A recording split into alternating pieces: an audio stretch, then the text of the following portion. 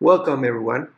Today we will be talking about the Flugzeug framework. This is a framework for Node.js that we are using and building internally here in Caseware to solve some of the several problems, improve the quality of our projects in general, and standardized tools.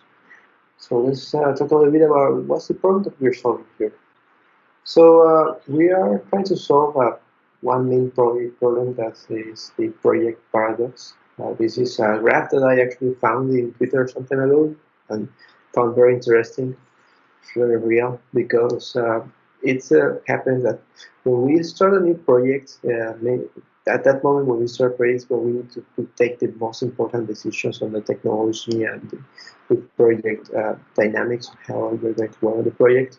But unfortunately, at the same time, is when we have the less knowledge of the project. As time goes on, we gain more knowledge on the project, knowledge on the requirements, on actual issues that we are going to face. But well, the important decisions are less and less every time because we have already made the most important ones. So here is how can we improve this thing, because sometimes when we are in the middle of the project, we find out that some decisions that we took at the beginning, because of lack of knowledge, they are affecting us on the performance and on the project in general. So how can we improve this situation? So the way that we have found is basically identifying common problems, so time wasters that we normally have at the beginning of the project, of the server project, based on our experiences, on the kind of project that we have solved in the past, kind of project that we have done in Caseware. In general, the kind of issues that we tend to face over and over again. Also, standardizing development processes and practice in general. For example, we can see that every time that we start a project, we need to decide, for example, how we're going to manage the Git repositories, how we're going to manage the Git repositories, how we're going to manage the project management, etc., and also how we're going to manage the code, the different tools that we're going to do. So we can standardize that, and we can also create tools. So we can have bootstrappers or templates that we can use to start a project with good best practices and good standards, with defaults that we have found that have helped us in the past. So that way we can start iterating faster while we gain knowledge, and well, we already know those tools and we already have a lot of the issues solved. So this is a more easy way to go ahead with this kind of projects. So what we have found here, well, a lot of the things that we solve here in Caseware and in general in software development, and it's a trend actually, are single page applications. That's what we have been doing mostly. Single page application basically is an application that runs on a web browser, and it communicates to a web server normally via RESTful APIs. And basically, you just serve the app once, it is running on the browser, and all the communication is done via web services. So what we have been doing with Flugzeug is actually standardizing the part that manages the backend, the web services. We're planning also doing something for the frontend, but for now, for this presentation, for this platform, we're focusing on the backend right now, on the APIs. So basically, the web services. So basically, something, well, before going to APIs, let me talk a little bit more about this. So basically, a project basically you have a database, you have services, and you have also models on the database that model actual things in business, in requirements, business requirements. You have also some business logic, and well, so most of these applications actually starts with very simple first models and then an interface to those models. The interface to those models is actually our API. So here in this diagram, you can see that we have a database where we have all the models defined. We have, well, stored actually. We have an API, and well, the client is going to do all the things over to say to the API. But the most common things that we start doing on the project that we will need at least a series of CRUDs. A CRUD is a create, read, update, delete. Is a term that we use here. Create, read, update, delete. And for example, let's say that we are doing an API or an application where we have users and we have nodes. So we need an interface so we can create nodes, we can read a list of nodes, we can read a detail of a node, we can update nodes or delete nodes. Those are the basic things. So basically, if you're seeing this in a UI, you may see like at the left side, maybe a list of the names of the models, user, nodes, etc. Then when you click on one of those, you will see a list of users or list of nodes. And then when you click on one of those, you will get the detail, or you may add a new one, or you may update, modify, or delete one of those. So that's the basic thing that we do. If we can standardize this and make it very easy to do a new cross within the model, and then it is simpler to just aggregate on top of that the specific business logic that our product or our project may need. So let's just go quickly through some basic concepts. APIs, for example, application programming interface. In this case, we are using RESTful APIs. So those are some kind of web services that are consumed via HTTP. And well, as I mentioned, we normally have an application that has a database. We define an interface as the API, and the API is going to be used by any program, maybe from the application written in React, or maybe a native iOS or Android program, for example. REST is a standard or a way of building this kind of web services. It's stateless. It uses the basic HTTP methods like get, post, put, delete, and it is based on JSON. All the information is JSON, and each model and each model has a URI. It's an address or the URL that you have in your web browser, for example, that identifies this specific resource in the service. And as I mentioned, you can have a CRUD over one resource. That is, in this case, a resource is a model that represents something that lives in the database. So in REST, you normally use the following methods: the post for creating, get for reading, put for updating, and delete for deleting. And for example, this is the kind of API that you can create with Flugzeug. By default, for example, you create a user, you will have all these methods and everything is already done. So basically, you can get to the root user URI to get a list of users. You can get a specific one, specifying the ID of the user. In this case, we're using just numeric IDs. You can create a new one by doing post to the roots of the user URI. You can modify the user doing a put and sending out obviously the data in the request body, and delete the same thing with the ID and the name of the model. So a part of this basic thing, basically having a model, having a controller, there are other problems that are very common. For example, authentication. How can you make sure that only the people that are allowed to see something can actually access it? Authorization. How can you have like different profiles, for example, of maybe a user can access some specific area of your application, but some of your users cannot. How can you manage permissions?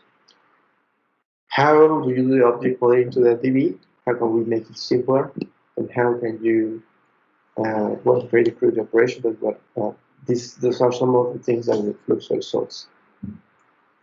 So yes, as I said, we have the Flugzeug framework. It lives on GitHub.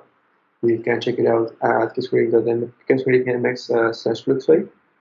And well, the objective of Flugzeug, actually that's the name, Flugzeug means airplane in German.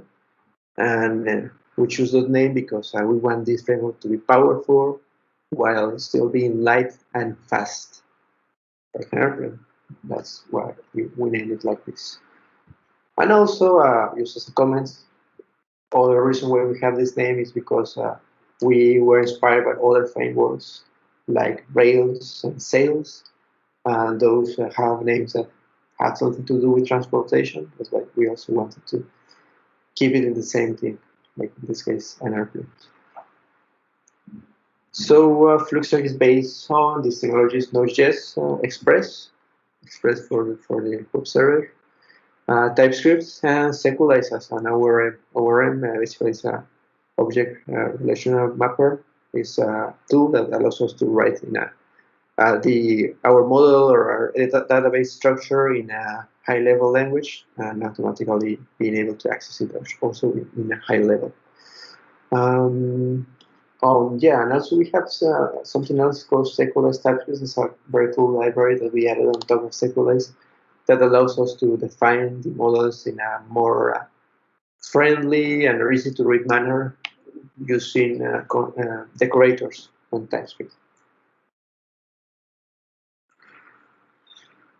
Any question until now? I'm good. Perfect. So next, let's go through some concepts in Flugzeug. We have models. A model is the definition of an object that we are citing in a database.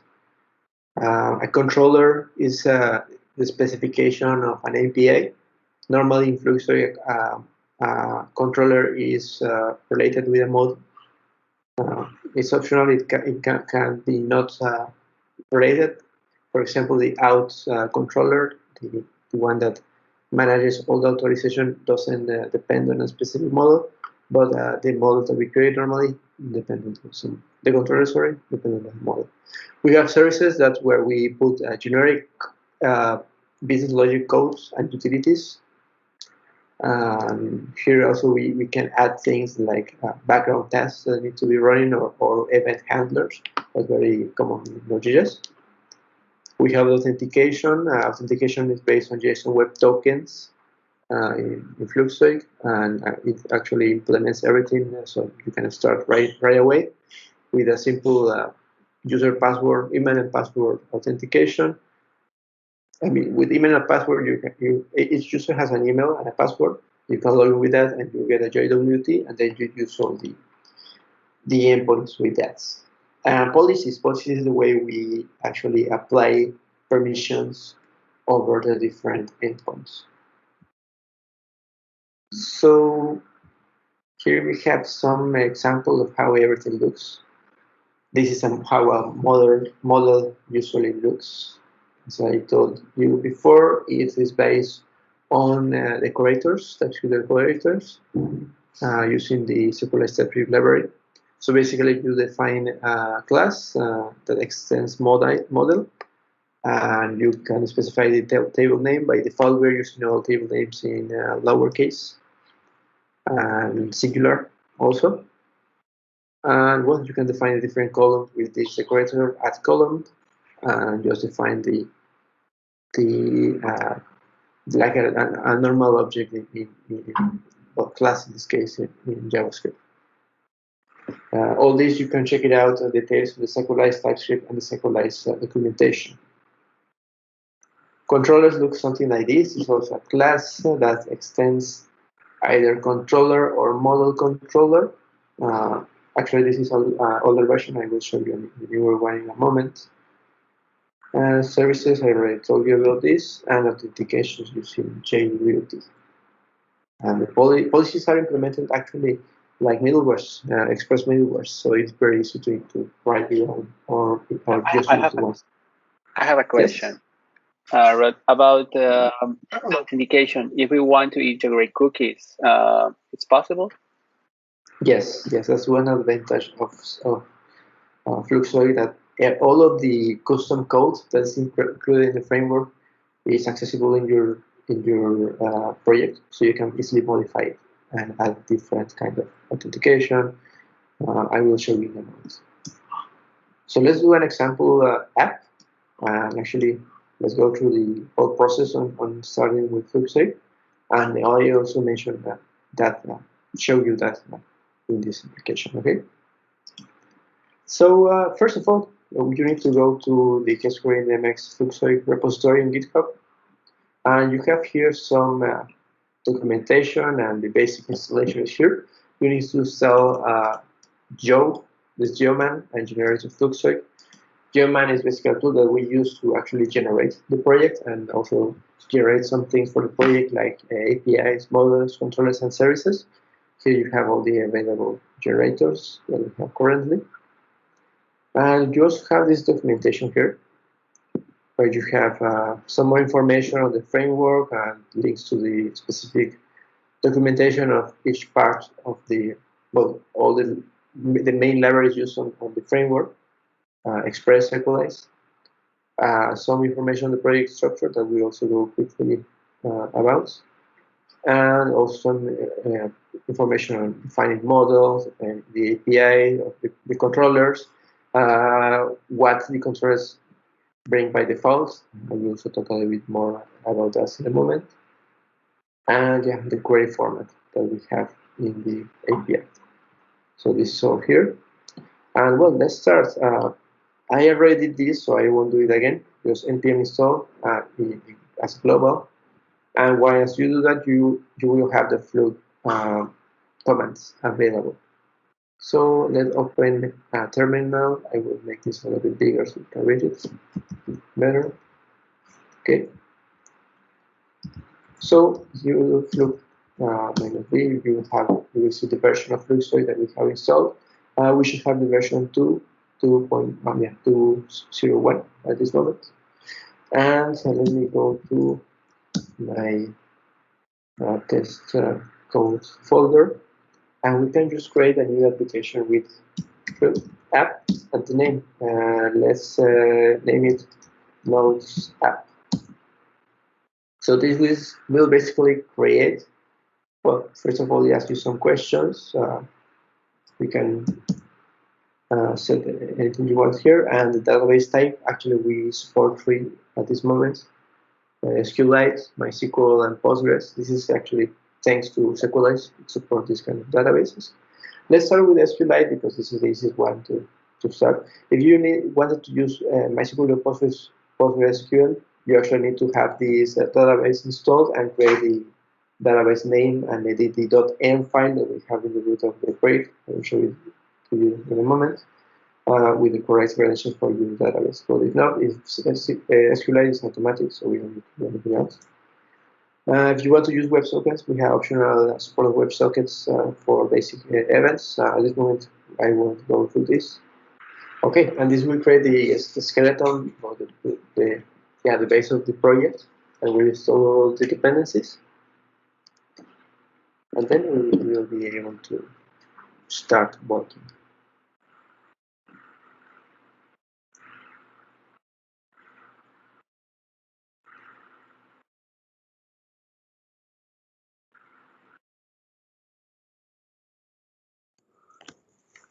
I have a quick question, Rodrigo, while the framework is installing. If you wanted to use React with this framework, could you install it on top of it, or would you have to use something like a different library? Or so this framework is specifically for backend. So this is your server actually. If you want to use React, you will just create a separate project, and then you can communicate your React application using the API that our server will expose. Oh, okay, perfect. Because I did notice that it was very complete on the server side, backend side, but I was wondering about that. Thank you for clearing it up. Thank you. No problem. Okay, so then you can just go to the newly created app, and you can start it right away with npm run watch. This will actually build the application and run it, and also watch for any change that you do on the app and rebuild and rerun it again. It's very useful when developing. But first, let's open this on VS Code, and let's check it out. So this is what we have by default. Let me see if I can make it a little bit bigger. The first thing that I suggest you to do on any project is to check out the package.json and check which kind of script we have. Those are the scripts that we have by default that are very useful and we're going to use a lot during the development process. We have the watch command, that's the main one that we are going to be using. We have the seed one that is going to actually run a seed script that we have also here on the app. This is the seed data script that we can customize to actually create data to the database, like initial data that we want to create as initial users for a project. We have clean scene that this actually drops the whole database, creates again, and runs it. This is also useful during development, but you shouldn't use that on production because it deletes everything.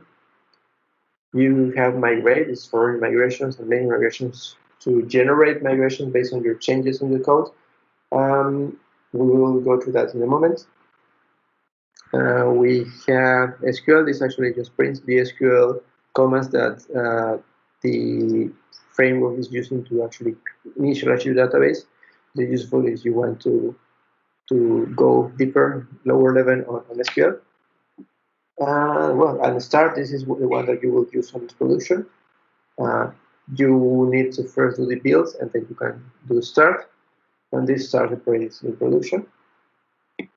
And well, the other ones are just utilities that we can leave for now.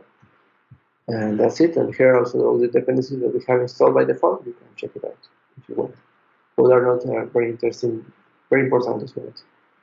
So let's see what we have here. So on the root, we have all our package or configuration files. We have a Google file. Full is a tool that we use to actually build the project.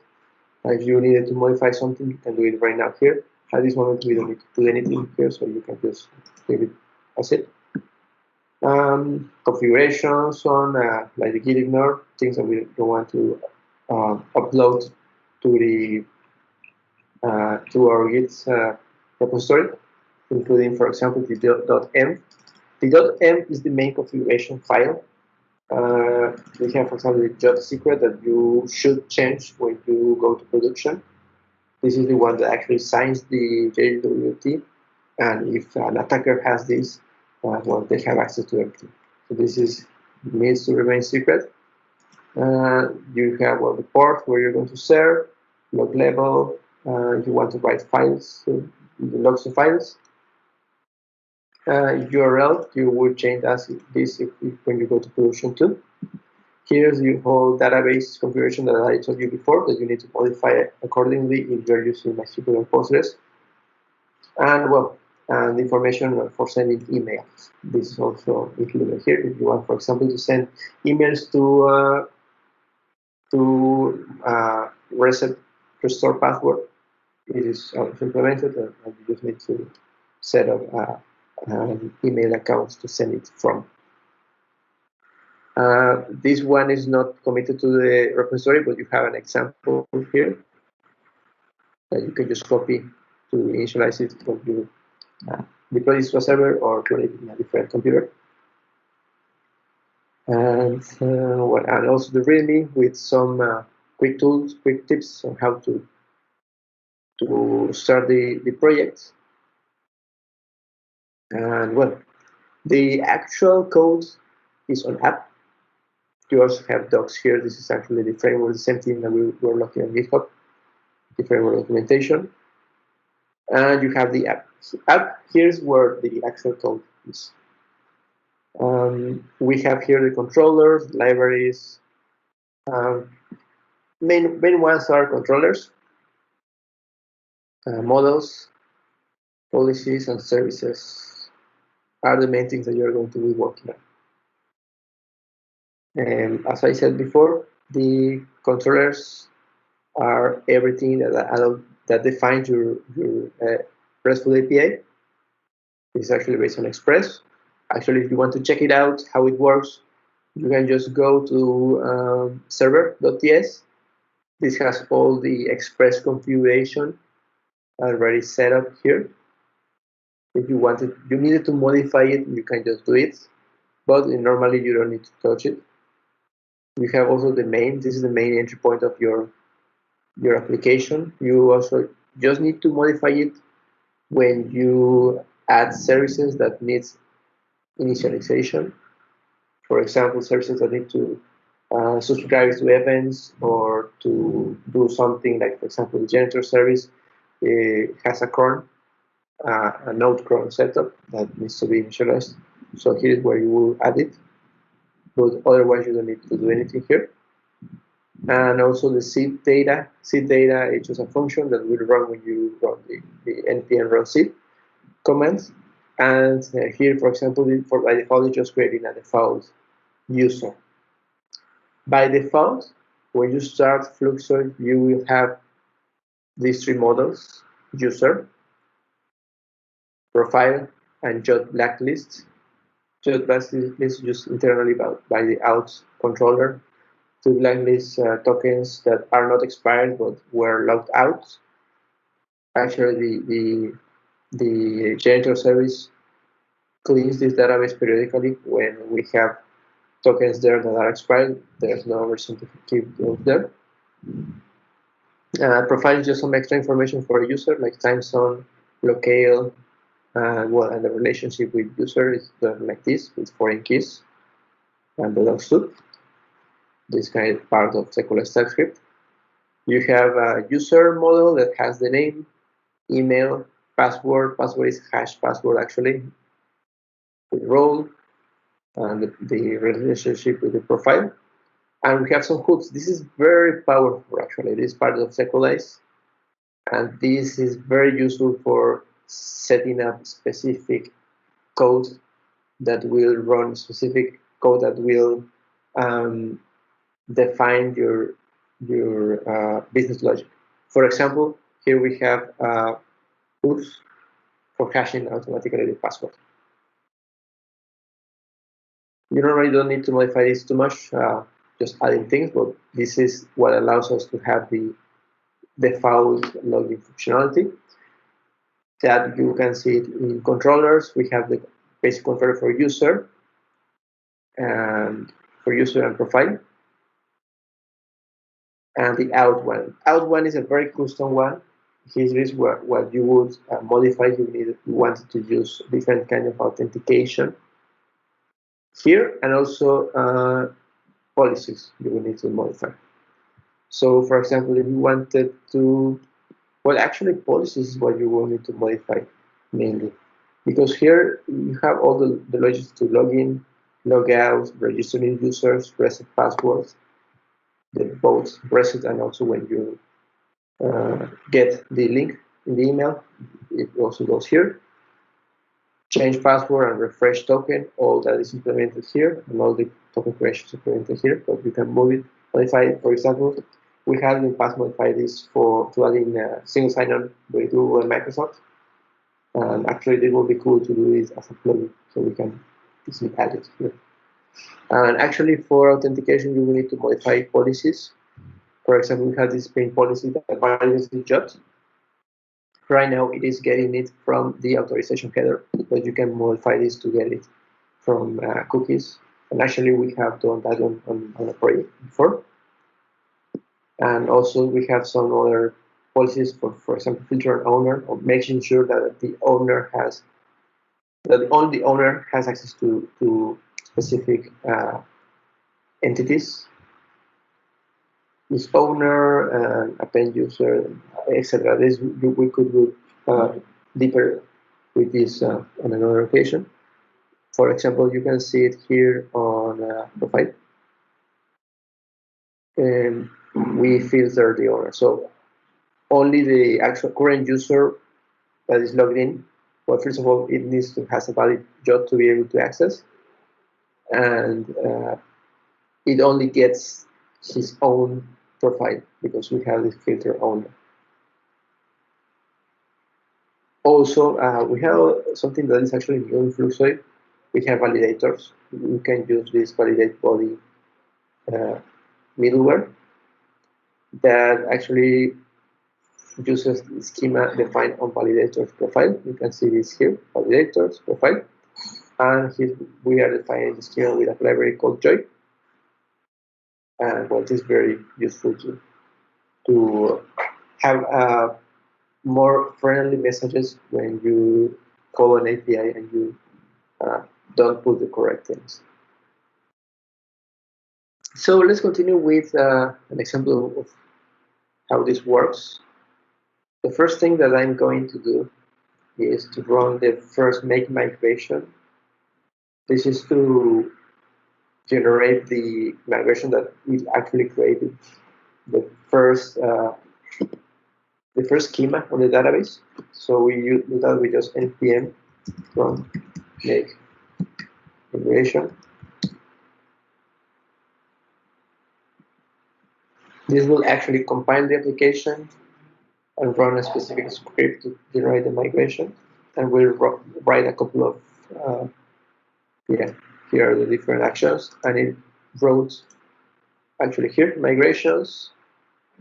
The current schema is the current definition, high-level definition of the database. And the migration is the one that actually does the creation of everything. Right now, it will just create the database by default. But then we will use it again. So now we will do the seed to actually create the initial user. Again, this is actually running the function defined in the seed data that will actually create a user with this email and this password. Admin at example.com and admin. Is it done? And then we can start running your application. Again, run watch. Again, we will build it and start running. We are going to use Postman as a tool for actually consuming the API.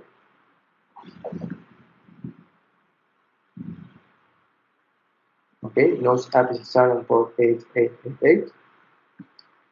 So now, actually, let me show you something. If you go to the localhost 8888, you will have a default not found page because we don't have anything there.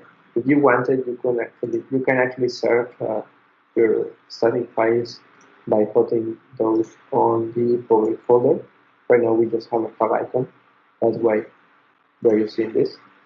But everything, the APIs are on the API a.v1. For example, so actually we don't have a user endpoint, we have a file. For example. Well, I'm not authorized to go here because I don't have any token. So let's check this out on Postman. So clean this up.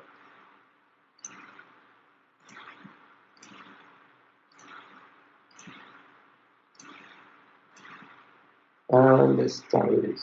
So let's do the login. The login basically is a post over the API v1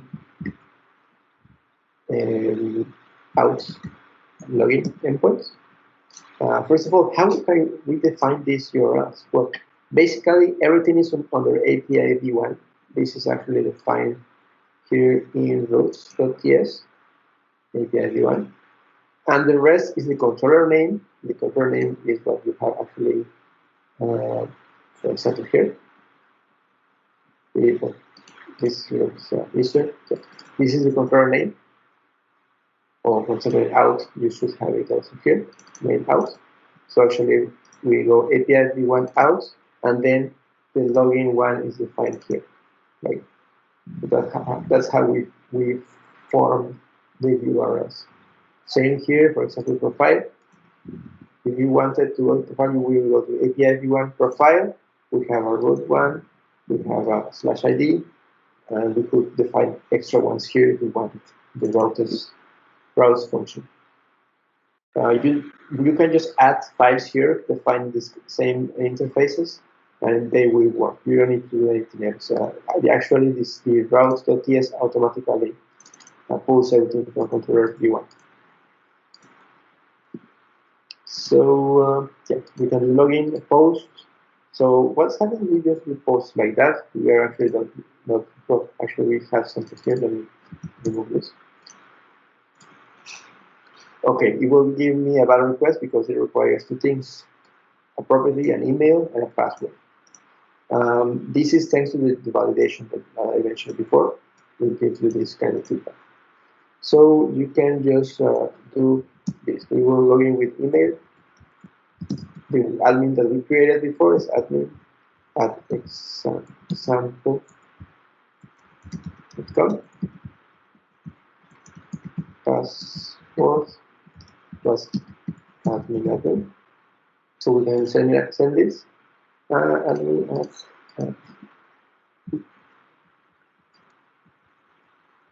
okay, admin at example.com is tell me unauthorized. The A is wrong. The A at the email.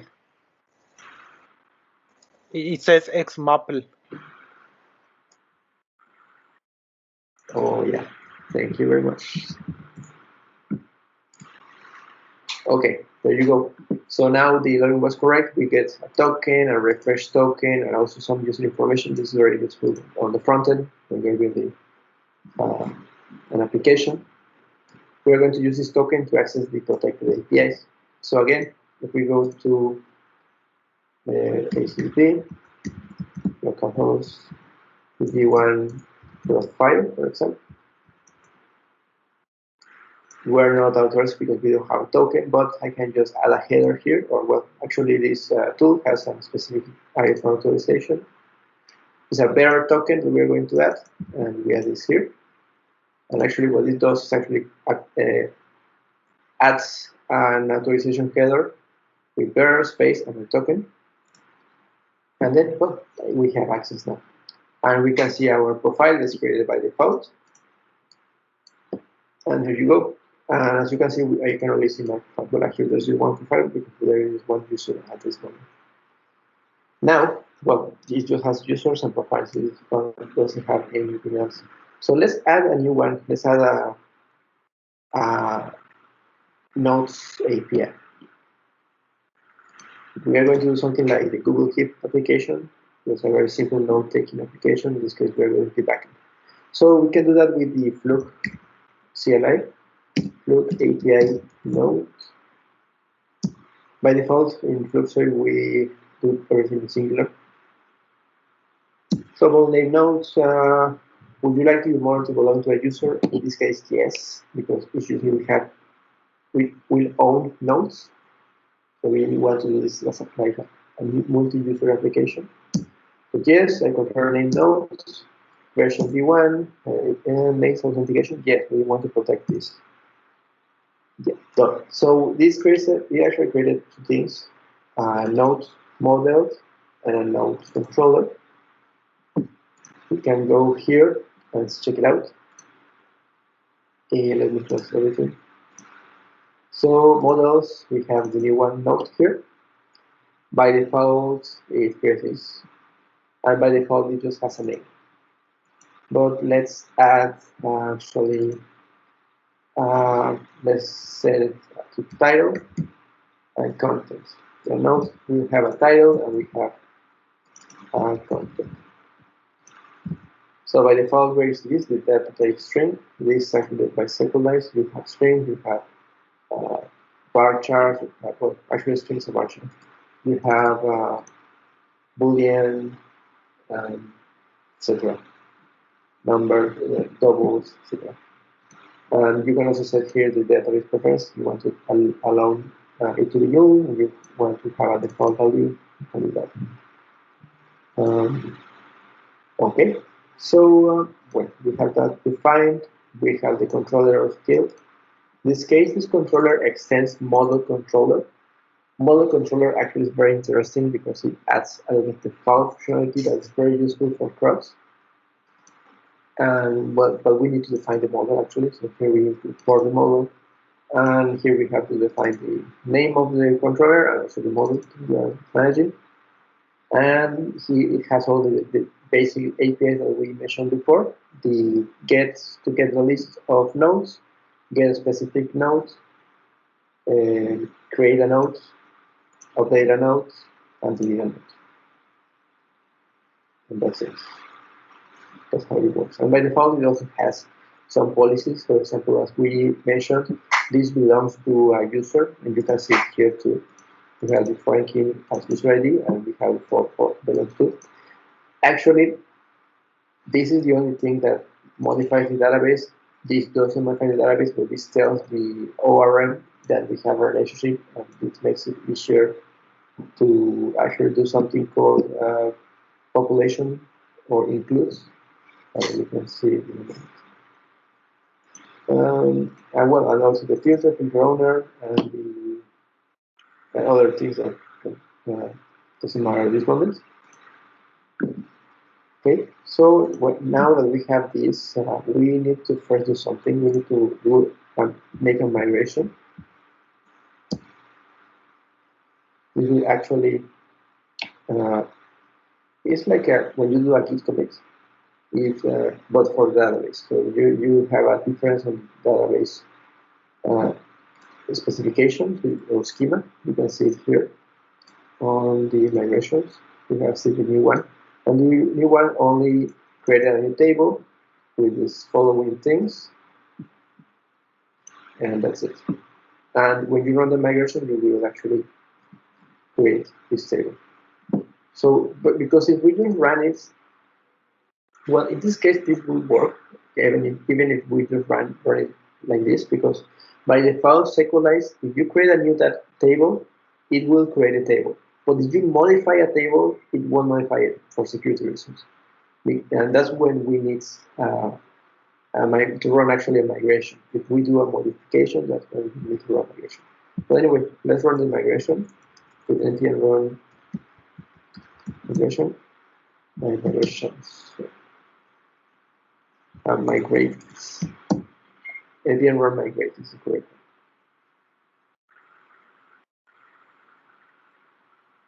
So this again will compile, and in this case we'll run the migration, did everything, and it's done.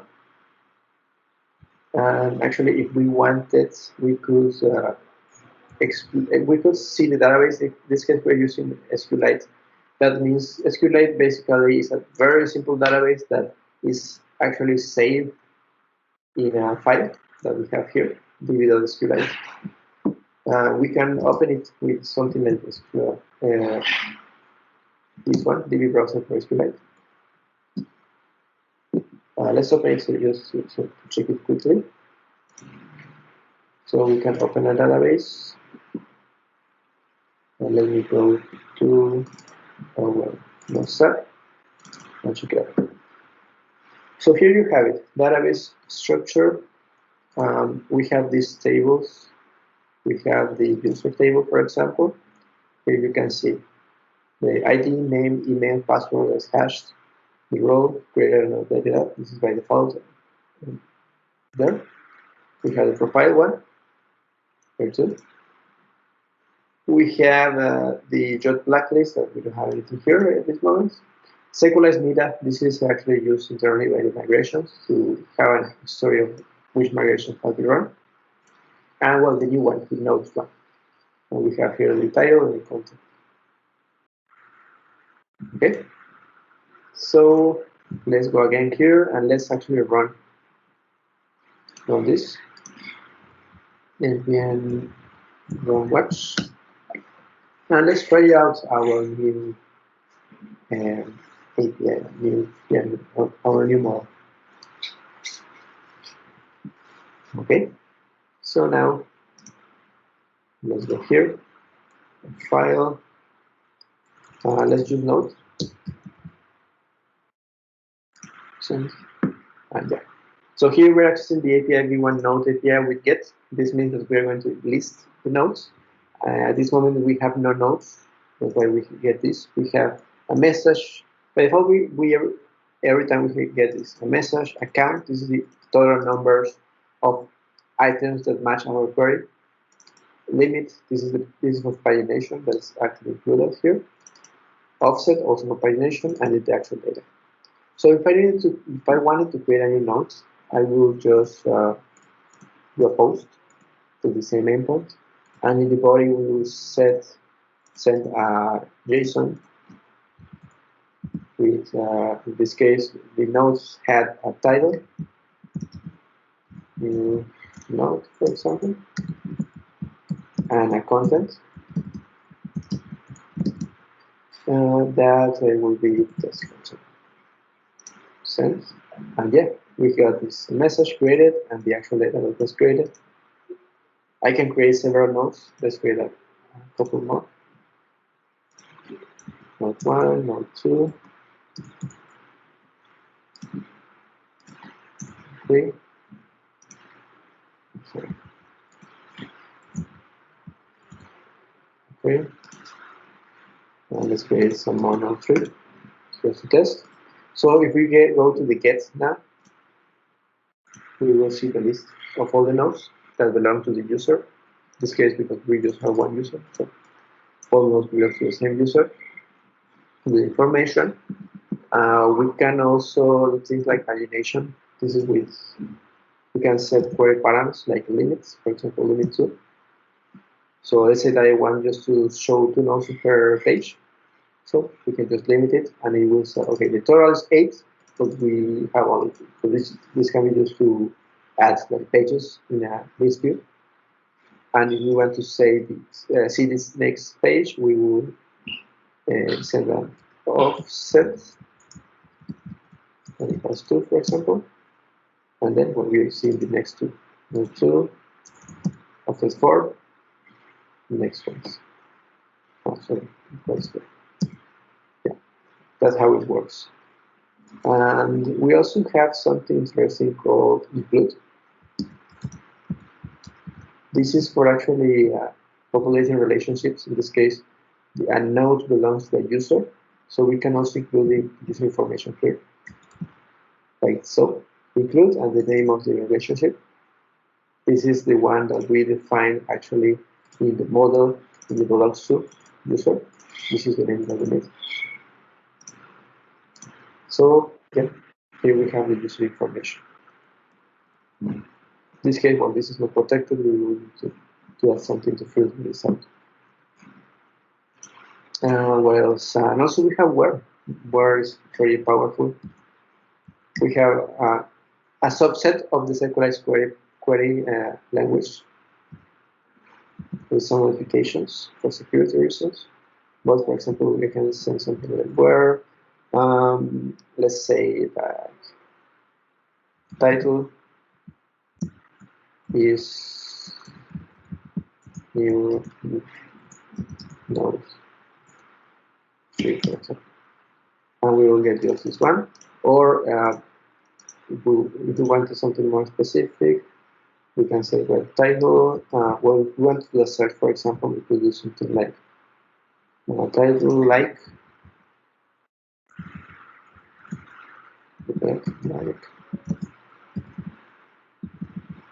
and we can set something like this. Okay. No, it's not this. Like 3, for example, we will get everything that ends on node 3.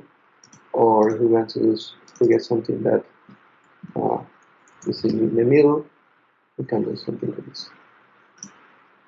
So that's how we can do some advanced squaring. This is all this comes free when you are extending model controller and using these handlers that actually come from model controller. That actually helps a lot to expedite the initial development process. Okay, any questions here? I'm good. Perfect. So I think that we are going to finish this session here. And we'll hope to have a next one with go into some more details on the framework and other utilities that we have here. Thank you very much.